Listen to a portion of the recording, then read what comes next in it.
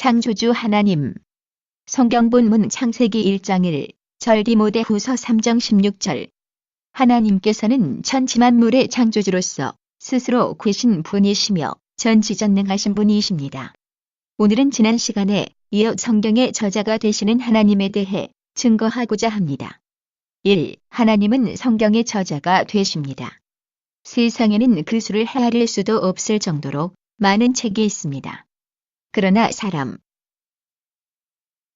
구원과 생명을 주는 책은 오직 성경뿐이지요.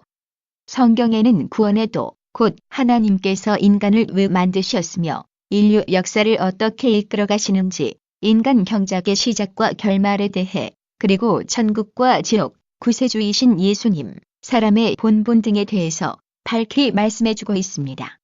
그러면 성경은 누가 기록한 것일까요? 성경은 구약 39권, 신약 27권, 총 66권 으로 이루어져 있습니다. 성경을 기록한 사람은 구약 26명, 신약 8명, 총 34명으로 알려져 있으며 구약이 1500년, 신약이 100년, 더해서 약 1600년간에 걸쳐 기록되었습니다. 34명의 기록자들이 있지만 이들은 저자가 아니라 대필자일 뿐입니다. 만일 어머니가 작은 아들에게 편지를 쓰려고 하는데 같이 사는 큰 아들에게 편지 내용을 불러주어 서 기록하게 했다면 누구의 편지일까요? 기록자는 큰 아들이라 해도 분명히 어머니의 편지인 것처럼 성경도 하나님께서 합당한 사람들을 주관하셔서 성령의 역사 가운데 기록하게 하신 것이요. 성경 전체의 저자는 하나님이십니다. 이에 대해 디모데후서 3장 16절을 보면 모든 성경은 하나님의 감동으로 된 것으로 교훈과 책망과 바르게 함과 의로 교육하기에 유익하니 했고, 베드로후서 1:21을 보면 예언은 언제든지 사람의 뜻으로 낸 것이 아니요 오직 성령의 감동하심을 입은 사람들이 하나님께 받아 말한 것임이니라 했습니다. 또 이사야 34장 16절에는 너희는 여호와의 책을 자세히 읽어보라. 이것들이 하나도 빠진 것이 없고 하나도 급작이 없는 것이 없으리니 이는 여호와의 입이 이를 명하셨고 그의 신이 이것들을 놓으셨음이라 하셨지요. 성경의 기록자가 아무리 많아도 성경 전체는 마치 한 사람이 기록한 글처럼 서로 모순된 것이 없고 일관성 있게 구성되어 있습니다.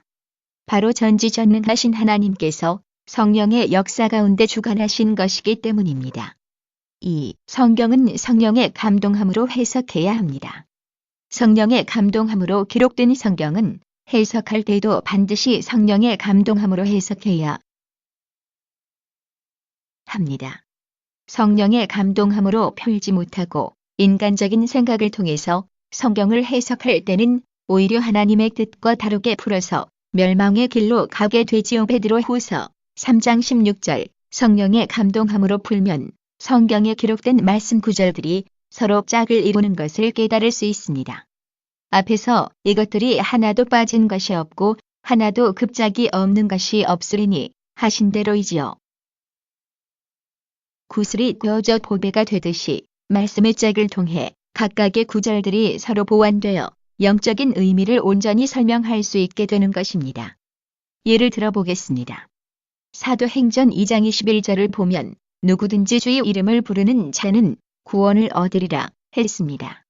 그런데 이 말씀만으로는 구원에 대한 하나님의 뜻을 온전히 설명할 수가 없습니다. 마태복음 7장 21절에 나더러 주여 주여 하는 자마다 천국에 다 들어갈 것이 아니요 하신 말씀처럼 주님의 이름을 부르는 것만으로는 구원받을 조건을 완전히 만족시킬 수가 없기 때문입니다. 그래서 로마서 10장 10절을 보면 사람이 마음으로 믿어 의에 이르고 입으로 시인하여 구원에 이르느니라 했습니다. 곧 마음으로 믿어 의에 이른 사람이라야 입으로 구주를 시인하여 구원을 받는 것입니다. 그러면 마음에 믿는다는 것은 무엇입니까? 야고보서 2장 14절을 보면 내 형제들아 만일 사람이 믿음이 있노라 하고 행함이 없으면 무슨 이익이 있으리요? 그 믿음이 능히 자기를 구원하겠느냐 했습니다. 마음에 믿어 의에 이르는 사람에게는 어찌하든 하나님의 말씀대로 살려는 행함이 반드시 따릅니다. 생명 주신 하나님과 주님을 지극히 사랑함으로 하나님 의 마음을 아프시게 하지 않기 원하며 자연히 죄를 버려나가게 되는 것입니다. 또한 주님의 사랑을 진심으로 믿으면 형제를 자신의 몸같이 사랑하게 됩니다. 미워하고 시기하고 판단정지하고 자기 유익을 구하는 것이 아니라 섬기고 희생하며 구제하는 등의 행함으로 믿음의 증거를 내보이는 것입니다. 로마서 3장 28절에 그러므로 사람이 의롭다 하심을 얻는 것은 율법의 행위에 있지 않고 믿음으로 되는 줄 우리가 인정하노라 했습니다. 아무리 열심히 진리를 행한다 해도 믿음으로 행하는 것이 아닐 때는 행함으로 의롭다 하심을 받지 못한다는 사실입니다. 주님을 믿기 때문에 마음이 거룩하게 변화되고 그래서 행함도 거룩한 마음을 따라 온전한 행함으로 나와줘야 하는 것이지요. 그러니 마음에 맺는다는 것은 거룩한 행함이 나올 수 있는 거룩한 마음을 이루는 것, 곧 마음의 할례를 이루어가는 것을 의미하게 됩니다. 이렇게 마음의 믿음으로 마음의 할례를 해나가는 사람이 말씀대로 행하면서 입으로 주의 이름을 시인할 때 바로 그런 사람에게 구원이 임하는 것이지요. 만약 이런 말씀의 짝들을 알지 못할 때는 예수님을 구세주로 시인하기만 하면 구원받는다거나 마음에 믿기만 하면 여전히 죄 가운데 살아도 구원받는다 하는 등 진리를 잘못 알게 됩니다. 그러니 믿는다 하면서도 여전히 죄를 범하게 되고 결과적으로는 멸망으로 가는 것입니다. 이처럼 하나하나의 구절에 담긴 하나님의 뜻을 바르게 알기 위해서는 그에 해당하는 말씀의 짝을 알아 온전한 영적인 의미를 깨달아야 하는 것이지요. 3. 성경에 기록된 모든 말씀은 참입니다. 성경은 분명 하나님의 말씀이며 그 안에 기록된 모든 말씀은 참입니다. 이는 역사적으로도 증거할 수 있습니다. 구약 성경에 기록된 이스라엘의 역사와 주변 민족들의 사건과 등장인물, 장소나 관습 등을 보면 하나하나가 매우 사실적인 것을 알 수 있지요. 또한 지난 시간에도 언급했듯이 성경에는 많은 예언들이 나오는데 그 하나하나가 그대로 성취되어 왔습니다. 한 예를 들어 누가복음 19장 43-44절에 보면 날이 이를지라 내 원수들이 토성을 쌓고 너를 둘러 사면으로 가두고 또 너와 및 그 가운데 있는 내 자식들을 땅에 메어치며 돌 하나도 돌 위에 남기지 아니하리니 이는 권고받는 날을 내가 알지 못함을 인함이니라 하셨습니다. 이는 바로 예루살렘의 멸망에 대한 예수님의 예언이지요. 이때로부터 약 40여년이 지난 서기 70년에 로마의 타이토스 장군이 예루살렘 성을 멸망시켰는데 그 과정에서 예수님의 예언이 그대로 이루어진 것을 볼 수 있습니다. 로마 군대는 예루살렘 성의 사면에 토성을 쌓아 성을 함락시켰지요. 성을 점령한 후에는 어린아이까지 잔인하게 죽였으며 돌 위에 돌이 쌓여있지 않을 정도로 건축물을 완전히 회파했던 것입니다. 이외에도 성경에는 여러 가지 역사적인 사건들이 예언되어 있는데 그 중에서도 가장 중요한 것은 바로 예수님에 대한 예언입니다. 하나님께서는 구약 곳곳에 메시아가 되실 예수님의 탄생과 사역, 고난, 부활 등에 대해 상세하게 예언하셨는데 예수님께서 구약의 예언을 온전히 성취하신 내용이 신약에 상세하게 기록되어 있습니다. 먼저 예수님의 탄생에 대해 창세기 3장 15절을 보면 하나님께서는 구세주가 이스라엘 백성 중에 오실 것을 알려주셨습니다. 하나님께서 뱀을 저주하실 때 내가 너로 여자와 원수가 되게 하고 너의 후손도 여자의 후손과 원수가 되게 하리니 여자의 후손은 내 머리를 상하게 할 것이요 너는 그의 발꿈치를 상하게 할 것이니라 하셨지요. 여기서 여자는 영적으로 이스라엘을 의미합니다. 사람이 여자에게서 태어나는 것은 당연한 일인데 여기서 굳이 여자의 후손이라고 표현한 것은 그 안에 영적인 의미가 담겨 있기 때문이지요. 요한계시록 12장 5절에도 보면 여자가 아들을 낳으니 이는 장차 철장으로 만국을 다스릴 남자라. 그 아이를 하나님 앞과 그 보좌 앞으로 올려가더라 하여 여자 곧 이스라엘 민족을 통해 오신 예수 그리스도에 대해 준거하고 있는 것입니다. 이사야 7장 14절에 보면 그러므로 주께서 친히 징조로 너희에게 주실 것이라. 보라, 처녀가 잉태하여 아들을 낳을 것이요 그 이름을 임마누엘이라 하리라 했고 미가서 5장에는 베들레헴 에브라다야 너는 유다 족속 중에 작을지라도 이스라엘을 다스릴 자가 네게서 내게로 나올 것이라. 그의 근본은 상고의 페초엔이라 하셨습니다. 이러한 예언대로 예수님은 동정녀 마리아에게서 성령으로 잉태되어 나셨고 베들레헴의 한 사관의 짐승우리에서 태어나셨지요. 또 예수님께서 태어나셨을 때 당시 유대의 왕인 헤롯이 예수님을 죽이고자 2살 아래의 사내 아이들을 몰살했습니다. 그런데 이때 하나님께서는 요셉의 꿈을 통하여 예수님을 미리 애굽으로 도피시키셨고 헤롯이 죽은 후에 다시 꿈을 통해 애굽에서 이스라엘로 돌아오게 지시하셨지요. 이에 대해서도 구약 호세아 11장 1절을 보면 내 아들을 애굽에서 불러내었다 예언되어 있습니다. 예수님께서 예루살렘 성에 입성하실 때도 스가랴 9장 9절의 말씀대로 나귀를 타고 입성하셨습니다.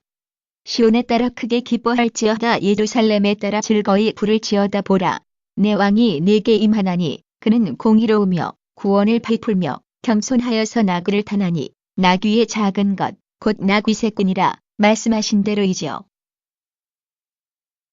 또 시편 41편 9절에 나의 신뢰하는 반의 떡을 먹던 나의 가까운 친구도 나를 대적하여 그 발꿈치를 들었나이다 하는 말씀대로 예수님과 가장 가까이에서 말씀의 떡을 공급받던 가룟 유다가 예수님을 배신하여 팔았습니다. 스가랴 11장 12절에 내가 그들에게 이르되 너희가 좋게 여기거든 네 고가를 내게 주고 그렇지 아니하거든 말라. 그들이 곧 은 30을 달아서 내 고가를 삼은지라 하신 말씀대로 유다가 예수님을 판 값은 은 30이었던 것을 볼 수 있습니다.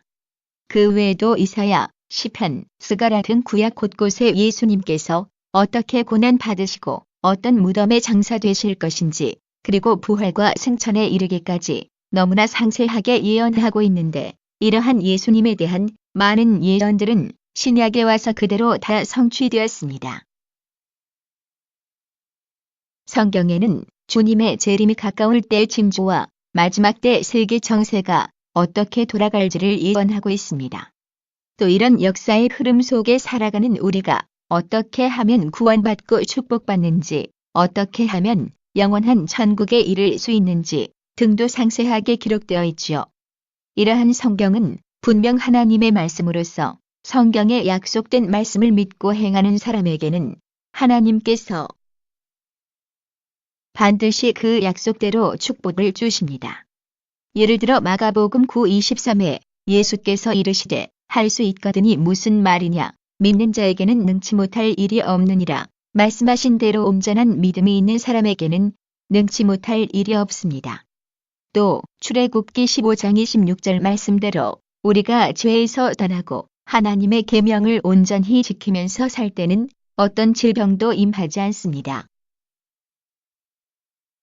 계명대로 살지 못하여 질병에 걸렸다 해도 회개하여 하나님과의 죄의 담을 헐고 나면 하나님의 능력으로 치료받을 수 있지요. 본 교회 이정화 집사님은 2002년 어린 딸 해나에게 이상이 생긴 것을 발견했습니다. 병원 진단 결과 고관절 농양으로서 아이가 너무 어려서 수술하기도 어렵고 수술을 하더라도 장애가 발생할 확률이 크다는 것이었습니다. 이에 집사님은 기도, 충성, 감사하지 못하고 말씀대로 살지 못한 것 등 자신의 신앙생활을 돌아보며 중심으로 회개했습니다. 그리고 나서 저에게 와 기도를 받았는데 곧바로 아이가 온전해졌으며 다시 병원에 가서 검사한 결과 깨끗하게 치료된 것을 확인할 수 있었습니다. 이런 간증만 보아도 분명히 성경 말씀은 참이며 전능하신 하나님께서는 성경에 약속하신 말씀을 반드시 보장하신 다는 사실을 깨달을 수 있는 것입니다. 사랑하는 성도 여러분, 잠언 8장 17절에 보면 나를 사랑하는 자들이 나의 사랑을 입으며 나를 간절히 찾는 자가 나를 만날 것이니라 하셨습니다. 우리가 누군가를 진심으로 사랑한다면 기꺼이 그가 원하는 것을 들어주게 되듯이 하나님을 사랑하는 것도, 하나님을 간절히 찾는 것도 결국은 하나님의 말씀인 성경 말씀을 믿고 그 말씀을 지켜 행하는 것입니다. 그럴 때 하나님께서도 여러분을 사랑하심으로 여러분의 기도에 응답해 주시고 만나 주시는 것이지요. 그러므로 하나님의 말씀인 성경에 기록된 모든 계명들을 함서 행하심으로 하나님께서 그런 여러분을 사랑하사 항상 만나 주시고 축복하시며 영원한 천국 새 예루살렘까지 인도해 드리시기를 주님의 이름으로 축원합니다.